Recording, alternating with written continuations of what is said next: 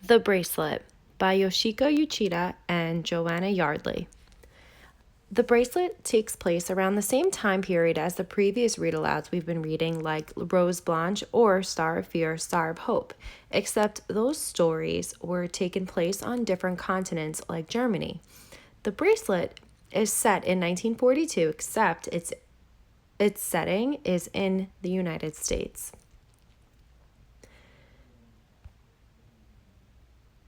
Emmy didn't want her big sister to see her cry. She wiped the tears away quickly, but couldn't wipe away the sadness inside. "It's almost time to go," her mother called, and Emmy knew they would have to leave their home soon. She looked around her room. It was as empty now as the rest of the house, like a gift box with no gift inside, filled with a lot of nothing. Emmy closed her eyes and tried to remember how it had looked. Flowered chintz curtains at the window, her clothes scattered everywhere, her favorite rag doll and teddy bear sitting on the chest.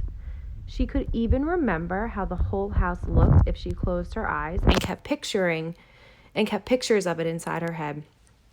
Emmy and her family weren't moving because they wanted to. The government was sending them to a prison camp because they were Japanese Americans, and America was at war with Japan. They hadn't done anything wrong. They were being treated like the enemy just because they looked like the enemy. The FBI had sent Papa to a prisoner of war camp in Montana just because he worked for a Japanese company. It was crazy, Emmy thought. They loved America, but America didn't love them back, and it didn't want to trust them. Wow, we're just one page in, and already we have learned so much about the characters and even a problem in the story, and pretty much the time period.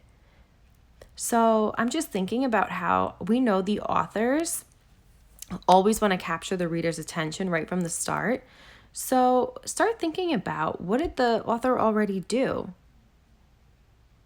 She right away kind of told us what the problem is. Let's keep reading to see what happens next. Emmy ran to the door when she heard the doorbell. Maybe, she thought, a messenger from the government would be standing there, tall and proper and buttoned into a uniform. Maybe he would tell them it was all a mistake and they didn't have to go to the camp after all. But when Emmy opened the door, it wasn't a messenger at all. It was her best friend, Lori Madison, who was in the second grade with her. She hadn't come to walk to school with Emmy. She hadn't come to ask her to go roller skating. She hadn't come to show her a new dress or ask her to go to the store with her either. She came with a gift, as though she'd come for a birthday party. She wasn't wearing her good party dress, and she looked just as sad as Emmy felt. "Here," she said, thrusting her gift at Emmy. "It's a bracelet. It's for you to take to camp." Lori helped Emmy put on the bracelet. It was a thin gold chain with a heart dangling on it, and Emmy loved it the minute she saw it. "I'll never ever take it off," Emmy promised. "Not even when I take a shower." Lori gave Emmy a hug. "Well, goodbye then," she said. "Come back soon." "I will," Emmy answered. But she really didn't know if she'd ever come back to Berkeley. Maybe she would never see Lori again. She watched as Lori walked down the block, turning and waving and walking backwards until she got to the corner. Emmy couldn't bear to watch anymore. She almost slammed the door shut. When the doorbell rang again, it was their neighbor, Mrs. Simpson.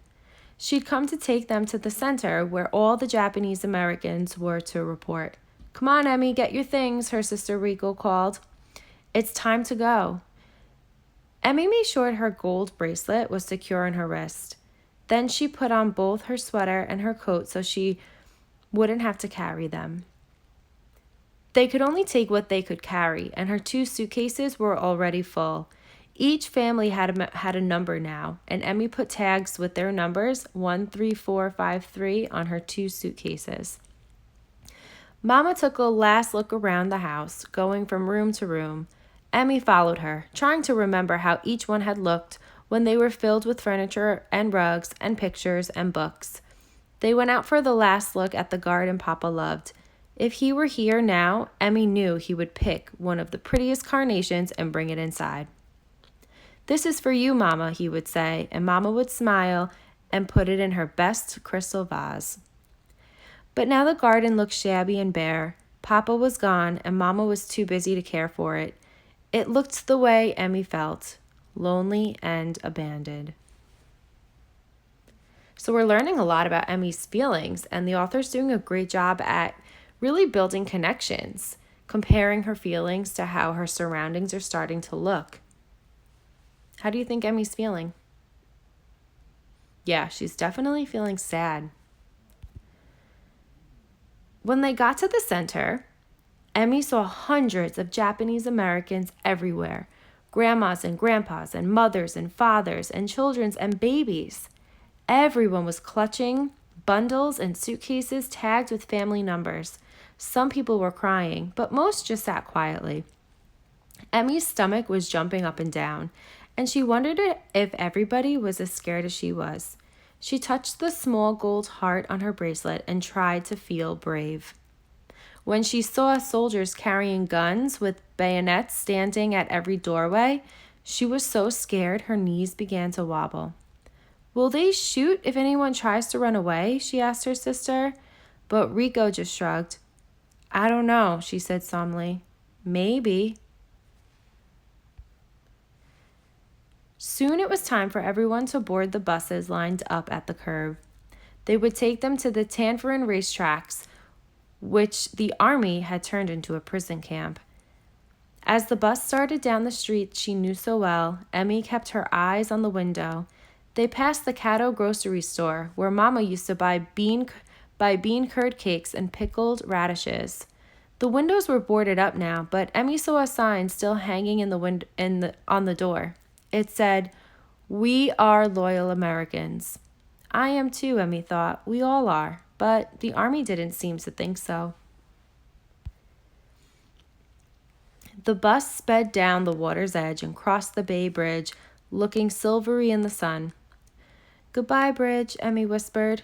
"Goodbye, San Francisco Bay. Goodbye, seagulls."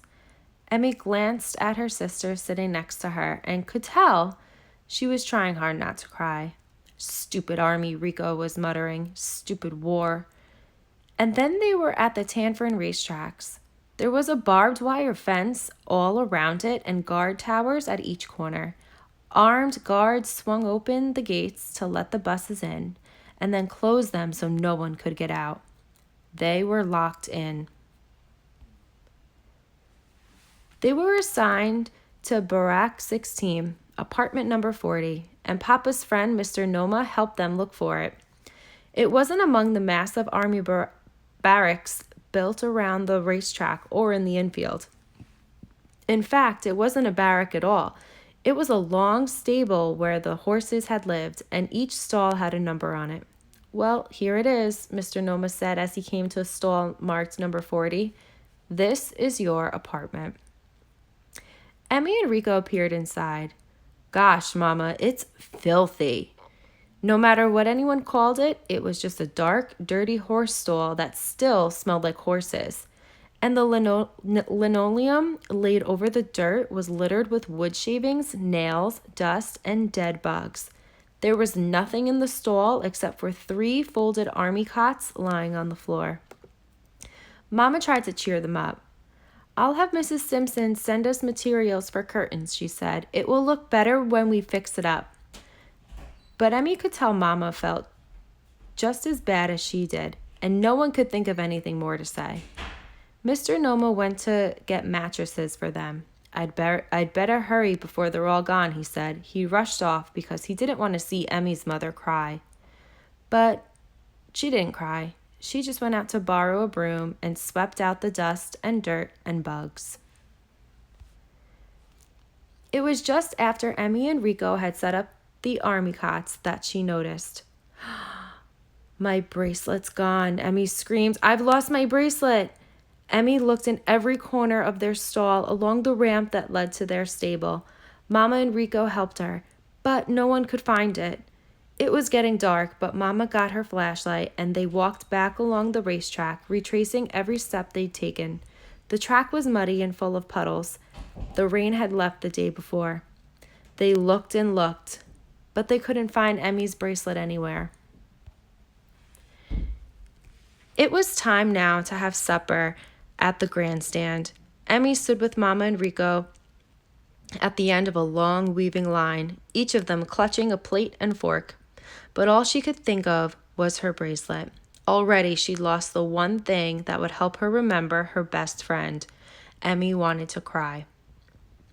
So how do you think Emmy is feeling right now that she lost her bracelet? Yeah, I think she's feeling disappointed. Do you think there's another way she can remember her friend? Let's keep that in mind as we keep reading. The next day, as Emmy unpacked her suitcase, she found her favorite red sweater. She remembered how she and Lori had both worn red sweaters on the first day of school. They had matching lunch boxes too. And after school, they'd gone to fly kites in the vacant lot near home. Emmy could just see their red and yellow kites dancing in the wind. And suddenly, Emmy knew she was remembering Lori that very minute, right inside her head, just the way she could remember every room in her house in Berkeley. Maybe, she thought, she didn't really need the bracelet to remember Lori after all. Mr. Noma came to put up some shelves for them. He'd even made them a table and a bench from scrap lumber. The first thing Mama put on the shelf was a photo of Papa, but Emmy knew that she didn't need a photo of Papa to remember him. It was as though Mama had the same thought. "You know, Emmy," she said, "you don't need a bracelet to remember Lori any more than we need a photo to remember Papa, or our home, or all of the friends and things we loved and left behind. Those are things we carry in our hearts and take with us no matter where we are sent." Emmy knew Mama was right. They would soon be sent to a camp in the Utah desert, but Lori would still be in her heart even there. Lori would always be her friend, no matter where she was sent, and Emmy knew she would never forget Lori ever.